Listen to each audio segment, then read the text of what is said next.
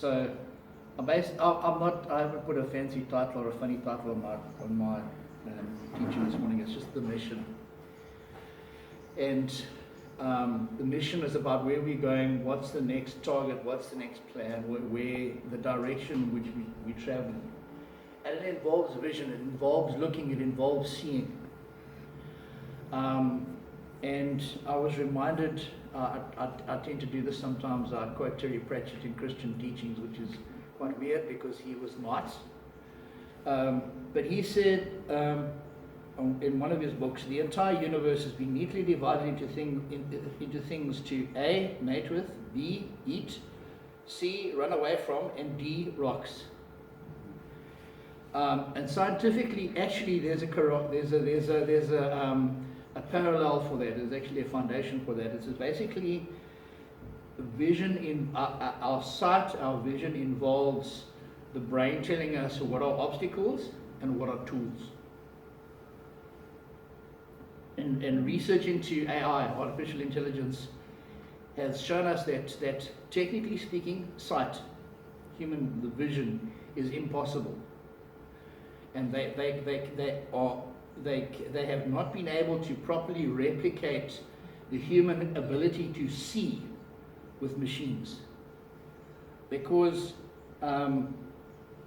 what the brain does, and the visual cortex of the brain sits at the back here, and it's quite a large piece of the brain that's just devoted to seeing. It's about the size of your fist in the back. Maybe I'm being over generous, but it's about the size of the fist in the back of your head here. That's just devoted to sight. Okay, so most of the brain is like all sort of weird hemispheres and pieces and stuff like that, but the large part of it is just devoted to seeing. So what the brain does is it takes the signals that our optic nerves receive, and interprets the data and maps context onto it. So I know that this is table. I know that this is data projector. I know that this is water bottle, because I understand what it is. If you take this and give it to somebody who's never seen a water bottle, has never known what this entails, they're not going to know what this is. They're not going to know they're not going to know how to open it. They're not going to be able to use this thing that I'm showing this, that I know is a water bottle, because I have the mapped context in my mind, in my brain. So God has made us originally as hunter-gatherers. We would go out, we would hunt animals, and we would collect fruit and food and vegetables and that sort of thing as well. And our eyes our bodies even, have been built as target-seeking devices. Our eyes are in the front of our heads. If you look at other predators, the eyes are in the front of their heads. We are made to hunt, we are made to see, we are made to seek out. And our eyes in the front of our heads enable us to focus on a target. Some of us seem to focus a lot better than others. Some people have much broader focus. But our eyes are also designed with two purposes in mind. Firstly, to see ripe fruit. That's how we can see color so well, because we know what ripe fruit looks like. That's how our eyes are designed to detect ripe fruit. And also, this has been proven scientifically, that in the lower field of our vision, our eyes are designed to detect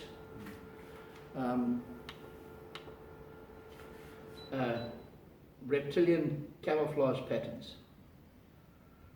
So it's quite interesting. So if you think about the story of Adam and Eve, the snake and the fruit, it's quite interesting. But also, beyond just seeing, beyond just sight, the human body is made to run. We are made to chase. We are made to hunt. We are made to move. We're not designed to sit in a chair for 12 months of the year and just sit in front of a computer and the only exercise we get doing is our eyes focusing and our fingers moving and maybe the hand moving the mouse around. We're not designed like that. We are made to run. The San Bushmen, actually with the bow and arrow, they used to dart. They used to use an arrow tipped with some type of a poison, and then they used to run after the animals after they darted them. So actually, what they would do is they would actually run the animals down. We are made to run. We are made to move.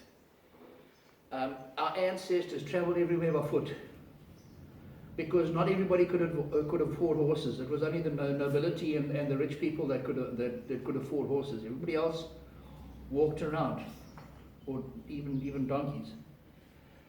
Jesus and the disciples, how did they move around? They mostly moved on foot or on boats. And we know one instance where Jesus rode a colt into Jerusalem, but the rest of the time they walked around on foot. The fact that we're made to run is why millions of people around the world run marathons every year. We see it in the Comrades Marathon, how many thousands of people go and run 90 Ks between Pietermaritzburg and Durban or back. Why? I have friends who've run it before and they will probably run it again. Yeah. But the fact is the human body is made to run. We're made to run. There are even ultra marathons that go as far as 300 Ks. In researching this, I found that there is one race that is based in Queens, New York. It involves basically running around one city block.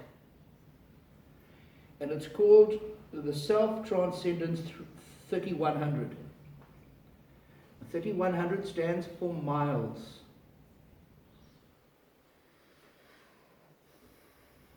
There are people that run this race.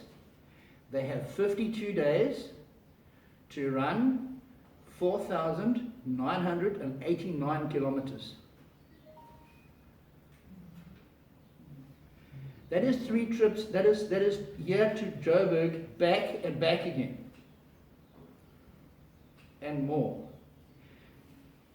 5,000 kilometers. They have 52 days to run. The record is 40 days and 9 hours or something like that. To run 5,000 kilometers, we cannot understand, but the human body has the capacity. And to run in a city, around a city block, you have to dodge traffic and pedestrians and all that sort of stuff. It's not in the open on the plains. You can see the Fellowship of the Ring. If you think about those movies, how they're walking across the landscapes. It's got nothing. It's not like that. It's running around a city block. We have this capacity to run. My point in all of this is we are made to see with focus. We are made to target things, and we are made to run after them. We're made to see the target, to run towards it, to lay hold of that thing. Now, this has been quoted before, Proverbs 29:18, where there is no prophetic vision, the people cast off restraint, but blessed is he who keeps the law. There's no prophetic vision, people cast off restraint. If there's no direction, I'm going to wander off that way, I'm going to wander off that way. We're going to meander and do nothing and get nowhere. But if there's a prophetic vision and there's a direction that we are moving in, then we have direction, we can flow, we can work towards that thing, we can direct ourselves. I want to use the picture of water. If you take water and you pour it on a surface, it's going to make a puddle and trickle somewhere, and because there's no channel, there's no direction, there's no thing focusing that. But if you take that same water and you put it in a canal or in a tube, it can flow, it moves, and it can cause erosion. We all know that over time, rivers can erode through rock. And you see it all over the place. But that same water, if you mix it with abrasives and you put it under very high pressure, that same water they use to cut through granite. It's the same water focused under high pressure used to cut through granite. If we have a direction and we have focus, we have something to move towards, and we will achieve, we will have an effect on what we are aiming at. Similar analogy, the same light that wakes us up in the morning, if you put that under intense high focus, it becomes a laser and it can cut through metal. The same light, it's light. You know, it's light. If you put it under high focus, it can cut through metal. Proper prophetic vision brings us on target and enables us to focus our efforts where they are most effective and where they are most needed. So I'm going to move to Philippians now. Philippians 3 from verse 13. It says, brothers, I do not consider, and sisters, I do not consider that I have made it my own. But one thing I do, forgetting what lies behind and straining forward to what lies ahead, I press on toward the goal for the prize of the upward call of God in Christ Jesus. Forget what's behind and focus on what lies ahead. What lies ahead? What's the direction that we are moving in? That's where we should be thinking. Yes, we need to deal with the things around us, and we need to focus on what's around us and deal with what we need to deal with. But upwards in our focus must be that vision, that mission, where we are going. What is that upwards call? Paul also says in 1 Corinthians 9 from verse 24, do you not know that in a race all the runners run, but only one receives the prize? So run that you may obtain it. We all have a prize. We all have that prize. So run that you may attain it.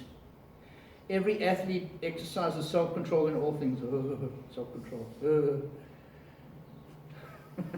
Sorry. Every athlete exercises self-control in all things. They do it to receive a perishable wreath, but we an imperishable. Back in those days, they used to run. They got a laurel wreath. Yeah, they issue medals today, whether bronze or silver or gold.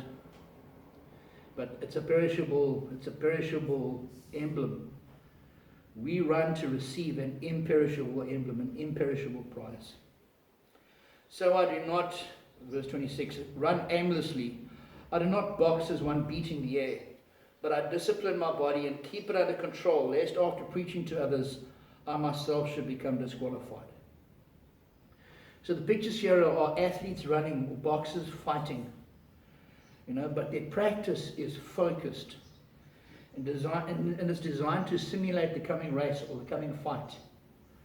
Even in the military today, when they do training, it's not just what we think is the running and the screaming and the shouting and the mud and all of that sort of stuff. When they get through that part, then they do the focus training. Then they learn how to fight. Then they learn what they're going to face when they go into battle. It's practice with focus. It's practice with dedication and direction. An athlete, as I said, runs for a medal. The boxer fights for a belt or a crown or whatever they want to call it. But these are perishable, and the fact is, there will always be somebody better, somebody fresher, somebody more hungry, somebody with a little bit better abilities or a different ability, or that they're just better on the day.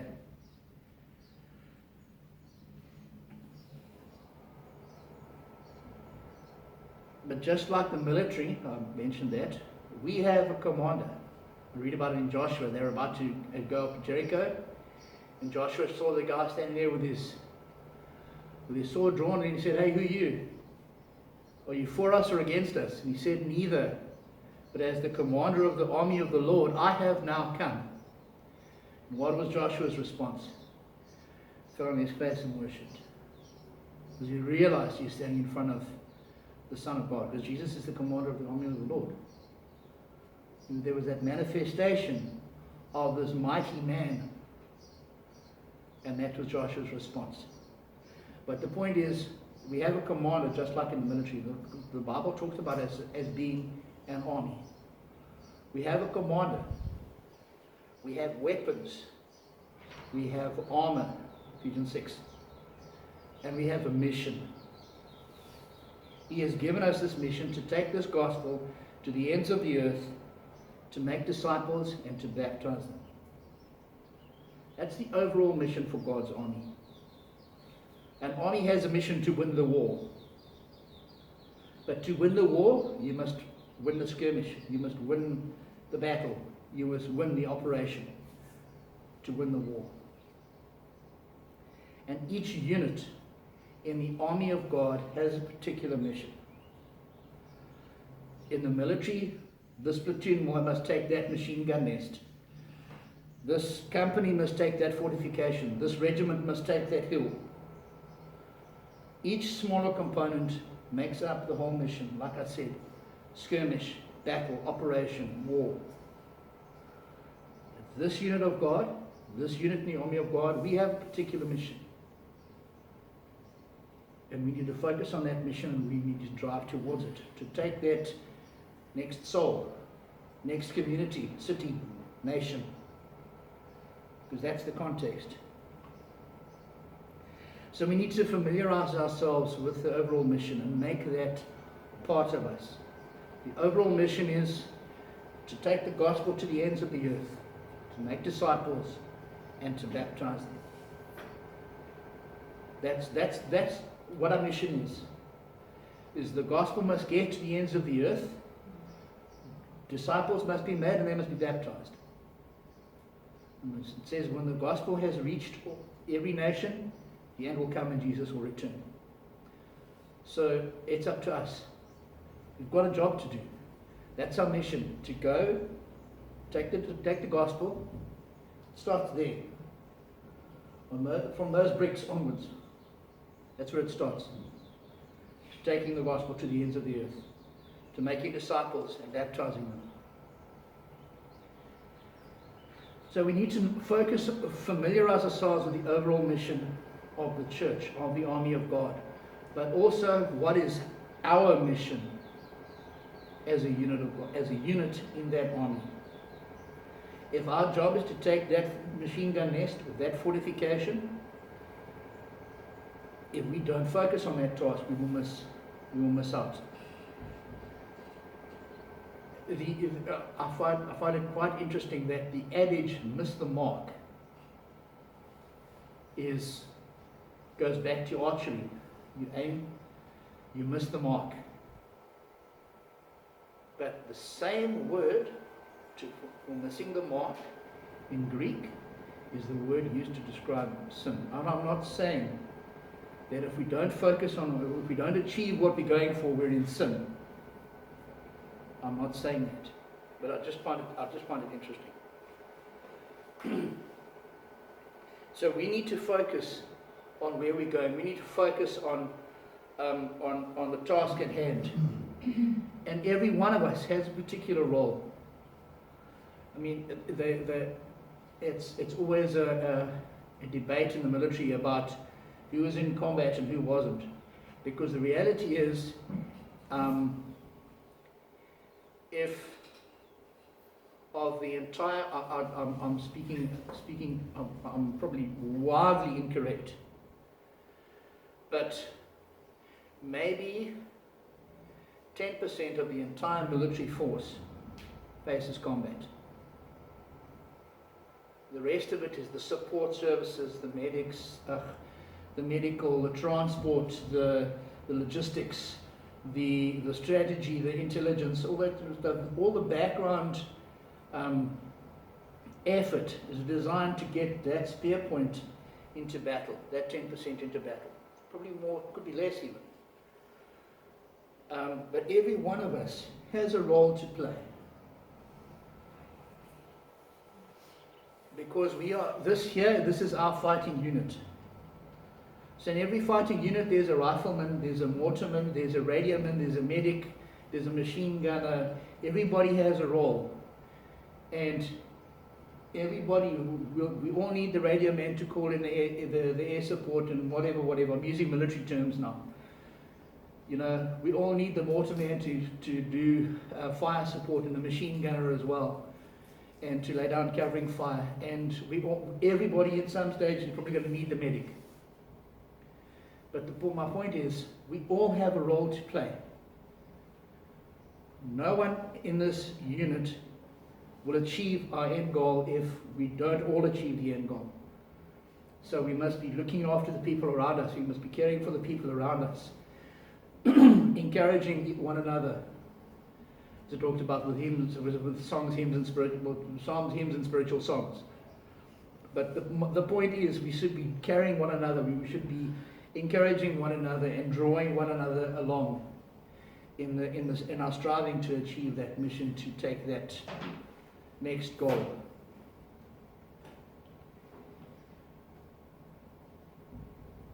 There's a stereotype about U.S. Marines, about they eat crayons. But one of their core beliefs is that every Marine is a rifleman. So from the commandant of the Marine Corps to the lowliest private or specialist or whatever, they are all riflemen. They should all be able to pick up a rifle and fire it. So every believer is a soldier carrying sword and shield, and wearing armor, helmet, belt, and shoes. And every believer should be dedicated to the mission.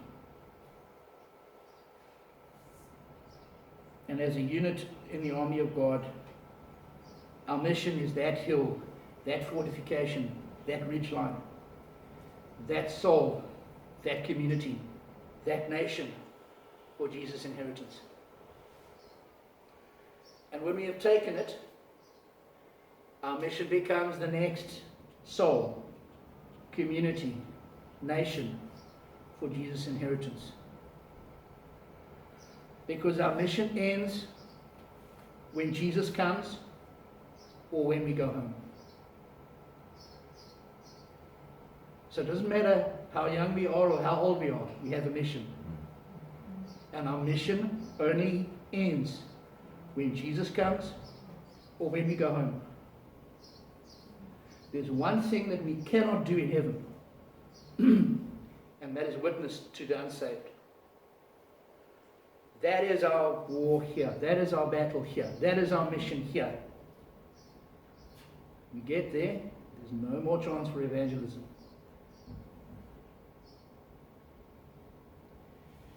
So I'm going to read from Matthew now. Matthew 5. Now when Jesus saw all the crowds, he went up on the mountainside and sat down, and his disciples came to him, and he began to teach them. He said, "Blessed are the poor in spirit, for theirs is the kingdom of heaven. Do not think of ourselves more than we ought." Humility. Humility is a guarantee of the kingdom of heaven. We go down and he goes up. That's the simplest explanation. Blessed are those who mourn, for they will be comforted. Blessed are the meek, for they will inherit the earth. That word is not the mouse-style meekness, and go and hide in a corner, or go run away to a hole. That word there means being fully trained and equipped for battle, but choosing to keep your sword sheathed. That's what that word meek means there in the original. It means being fully trained and equipped for battle and choosing to keep your sword sheathed. Completely different context. So it talks about self-control. It talks about restraint. We will inherit the earth. Blessed are those who hunger and thirst for righteousness, for they will be filled. Let's get hungry. Let's get thirsty. Ask Him, and that's one thing that He will grant us, definitely. If we get hungry and we ask Him to make us more hungry, He will grant us that, but He will also fill that. Blessed are the merciful, for they will be shown mercy. It's our job as agents of Christ, as disciples of God, to demonstrate His mercy to the people around us. To introduce people to the source, the fountain of mercy. That's our job, is to bring people to the mercy seat. Bring people to Jesus. That's our mission. That's our job. Blessed are the pure in heart, for they will see God. We should seek to remain pure in every way, in everything that we do, in everything that where we are. We should seek to remain pure, for we will see God. Blessed are the peacemakers, for they will be called the children of God, because we are in the business of restoration, bringing peace. There's that prayer that's attributed to Francis of Assisi. Lord, make me an instrument of your peace. Blessed are those who are persecuted for righteousness' sake, for theirs is the kingdom of heaven. Blessed are you when people insult you, persecute you, and falsely say all kinds of evil against you because of me. Rejoice and be glad, because great is your reward in heaven, for in the same way they persecuted the prophets who were before you. You are the salt of the earth. But if the salt loses its saltiness, how can it be salty again? It's no longer good for anything except to be thrown out and trampled underfoot. We are the salt of the earth. We are salt. We are made there to bring flavor, but we are there as well to bring healing. Salt is an antiseptic. So we can bring healing, we can bring flavor to situations because we are salt. Verse 14, you are the light of the world. A town built on a hill cannot be hidden. Neither do people light a lamp and put it under a bowl. Instead, they put it on its stand, and it gives light to everyone in the house. In the same way, let your light shine before others, that they may see your good deeds and glorify your Father in heaven. We are made to shine. God wants us to be on a pedestal, shining that light out so that the people can glorify God because of our good deeds. Shine that light. We are made to see. We are made to run. We are made to shine.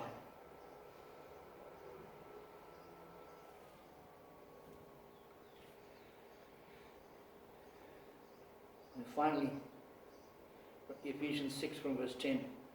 Finally, be strong in the Lord and in the strength of His might.